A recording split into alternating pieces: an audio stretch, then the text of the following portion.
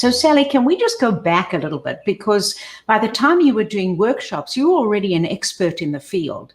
What was it that inspired you in your own life to start even doing workshops for women or leaders around the world? I got interested in women's leadership very much through my own experience. In the 1980s, I was working as in corporate communications, and I worked for some excellent companies, but it was very clear to me that they had no idea how to value women's talents and especially women's strategic potential. Not just myself, but the other women who were starting to come into the workplace. So I wanted to know what female leadership at its best looked like so that I could present that to organizations and hopefully change their perceptions and behaviors.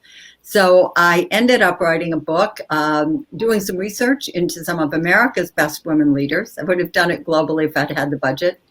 And the result was a book called The Female Advantage, Women's Ways of Leadership, published in 1990, still in print, and the first book to focus on what women had to contribute to organizations rather than how they needed to change and adapt. So organizations began calling me and asking me to do programs and to speak to women and work with their women.